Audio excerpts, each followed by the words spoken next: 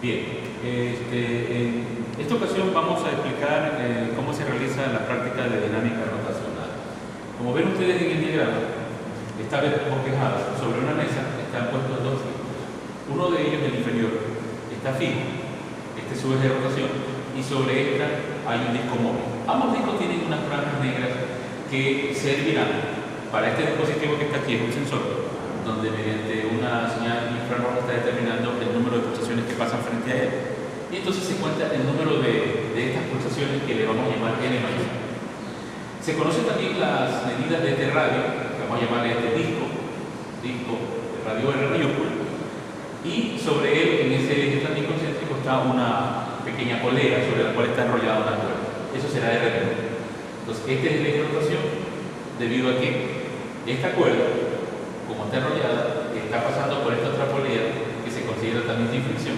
¿Y cómo se va a reducir la fricción? Porque hay un sistema de aire comprimido que va a circular entre los discos, produciendo un colchón de aire para eliminar la fricción, y también en el cilindro que contiene esta cuerda, ¿no? También se reduce la fricción. Entonces, al final de este extremo está colocado lo que vamos a llamar carga. Son unos anillos que se debe compensar y registrar cuánta masa hay. Entonces, para el análisis de cuánto es la aceleración angular que tiene este disco, producto del peso que está provocando un torque, entonces vamos a analizar el diagrama de cuerpo libre, tanto de esta polea como del disco. Entonces, en este diagrama de cuerpo libre tenemos la del disco y también la de la carga. Empezamos con la carga. El diagrama de cuerpo libre de la carga es el peso, la tensión, y el diagrama de cuerpo libre de esa polea con el disco está aquí, ¿no? Esta es la polea de radio R minúscula, este es su centro de masa, y aquí está señalada la tensión de la cuerda. Por supuesto, entonces cuando se provoque la tensión, ese torque hace rotar al sistema constituido por esta polea y por este disco de radio R mayúscula. Aquí estoy mostrando cómo cuando esto está dando vuelta, el sensor está dando una onda para poder determinar la cantidad de franjas oscuras que pase frente a él. Entonces, hacemos sumatoria de fuerzas en Y más aceleración, estaría el peso menos la tensión igual a la masa por la aceleración. Despejamos la tensión y nos queda mg menos ma. Recuerden que esta m es la masa de esta carga, esa m minúscula es la masa de la carga que está acá. Y eso va a ser variable, porque ustedes van a colocar un anillo, dos anillos, tres anillos, etc. Y se van a ir acumulando esa carga. Entonces, luego del diagrama de cuerpo libre de esto en la dinámica rotacional, es decir, sumatoria de los momentos de torsión alrededor de este punto, que es el centro de masa, es el momento de inercia del sistema, constituido por la polea y el disco, por la aceleración angular alfa. Esto que sería entonces el momento de torsión. Este brazo de palanca, que sería esta R minúscula, por la tensión de la cuerda igual y por alfa. Entonces ya tengo la ecuación 2. Tomo la ecuación 1 y reemplazo la ecuación 2 para eliminar T. Y me queda mgr menos mar minúscula. Eso es igual a I por alfa, donde este es el momento de inercia del sistema. Pero el momento de inercia del sistema viene a estar constituido por el momento de inercia del disco más el momento de inercia de la polea. O sea, tengo que sumar el momento de inercia de este objeto más el momento de inercia de este objeto.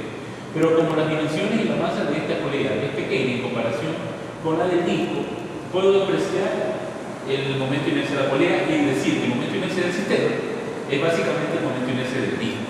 Hago ese supuesto, es importante. Entonces, cuando yo desvaloro aquí el momento de inercia del sistema, solamente pongo el momento de inercia del disco, por esa razón de que he despreciado la polea. Entonces, luego de eso también aplico la condición de que la cuerda que pasa por la polea se mueve, se desenrolla sin deslizamiento. Entonces, la aceleración tangencial es igual a la aceleración angular por el radio de la polea. Entonces, ahí hago esa sustitución y luego con esto despejo alfa. Y al quedar el valor alfa, queda entonces en función de la carga, que esto sería el momento de torsión. Cuando usted tenga que calcular el momento de torsión cada vez que coloque un nuevo peso, tiene que tomar la masa del anillo, multiplicarlo por la gravedad y por el radio de esa polea. Esto dividido para el momento de inercia del disco, más el momento de inercia que corresponde a esa carga, recuerda, me daría el valor teórico de la aceleración para un valor puntual de masa del disco, del anillo. Y puedo evaluar para un valor específico de la masa de un anillo o dos anillos cuál es la aceleración teórica que corresponde. Bien, la segunda tarea es determinar experimentalmente ¿cómo voy a medir este alfa? ¿Cómo mido experimentalmente este alfa? Bueno, el valor experimental de alfa va a ser básicamente función de calcular cómo varió la velocidad angular en un tiempo dado. Ese es el principio físico, ¿no? Entonces, para medir esta rapidez angular, yo necesito también conocer la frecuencia, 2πr. Y la frecuencia la calculo tomando el número de vueltas que esté dando ese disco dividido por unidad de tiempo. Ahora, si analizamos la figura aquí adelante, esta figura nos muestra que como hay un sensor que está controlando el número de pulsaciones, una determinada distancia S que esté pasando frente a él puede ser determinada simplemente contando cuánta es la distancia que se establece entre dos barras consecutivas. Entonces el fabricante dice, entre dos barras consecutivas hay una distancia de 2 milímetros. Entonces si nosotros queremos saber cuánto recorrió en un tiempo dado, lo que hacemos es multiplicar esos 2 milímetros por el número de pulsaciones. Entonces estas unidades están en milímetros. Entonces 2m milímetros. Ahora, si yo quiero determinar el número de vueltas, tomo esa distancia S y divido para la distancia que recorre una vuelta. Una revolución es 2pi por el radio del disco. Y por lo tanto, estas unidades tienen que estar en milímetros. Las unidades reales tienen que estar en milímetros. Para que milímetros con milímetros se cancelen y quede como unidades vueltas. Luego de eso divide n para S2πr para el tiempo, entonces queda n sobre t. Como este t, como este tiempo está viendo el número de vueltas que pasan cada segundo, ustedes dividen esto para un segundo. Entonces ahí le queda simplificado que le queda el número de pulsaciones sobre πr. Ok, con esta frecuencia que tiene aquí y con la fórmula que le di para calcular alfa, entonces se determinan 2pi f2 menos f1, donde f1 es la lectura que tengan para un instante dado y f2 es la lectura inmediata siguiente que aparece en el display del sensor. Entonces, estas dos lecturas son dos lecturas consecutivas y el tiempo que transcurre entre dos lecturas consecutivas, dice el fabricante, es de 2 segundos. Por lo tanto, cuando yo voy a tomar alfa y comparo estas velocidades angulares, entonces este tiempo de aquí es sustituido por 2 segundos, porque el fabricante dice que va a mostrar la lectura cada 2 segundos. Por esa razón, este delta t es reemplazado por 2. Bueno, como ustedes ven, he reemplazado f, n2 sobre πr, f1, n1 sobre πr, se cancela los pi, se cancela el 2, y me queda al final que la expresión para calcular el valor experimental de la aceleración angular de este dispositivo depende exclusivamente de la diferencia de esas lecturas consecutivas, por cierto, y r, el radio del disco que medida en milímetros. Pues bien, entonces como ya sabemos cómo medir los valores experimentales de alfa para cada anillo que yo supueste, entonces voy a establecer la medida experimental del momento de inercia de ese sistema, que sería del disco. ¿Cómo? Variando alfa como consecuencia de variar tau. Y tau, recuerden, tau se calcula el peso que estoy colgando como carga por el radio de la polea. Entonces, por supuesto, si yo puedo variar tau, podré saber cómo se afecta alfa. Y eso es lo que tengo que mostrar en una gráfica, ¿no? Ya sea tau versus alfa.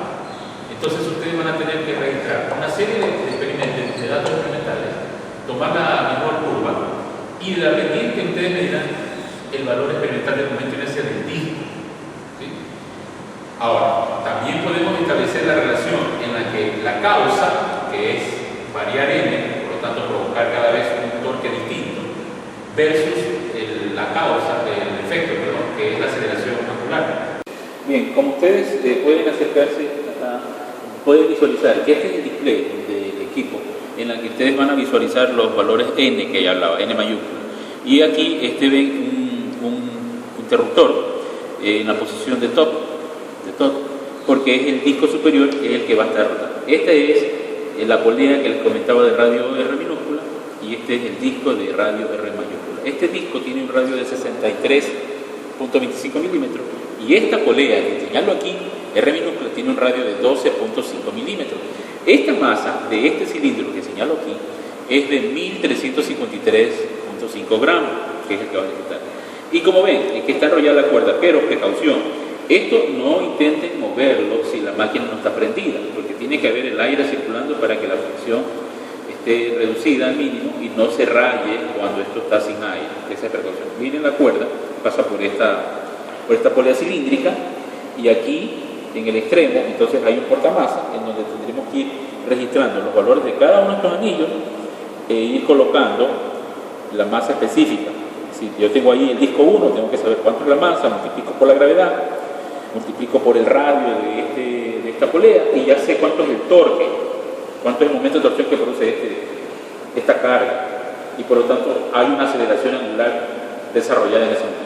Entonces en este momento voy a aprender el equipo. Ustedes tienen que mirar que la válvula principal se active. Entonces abrimos la válvula. Ahí está.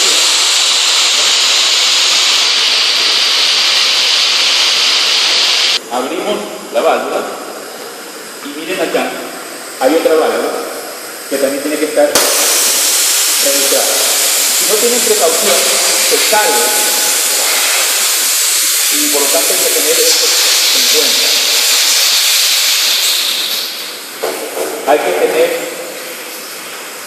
Hay que tener fijo esta manguera para que no se produzca esto, la desconexión por la alta presión.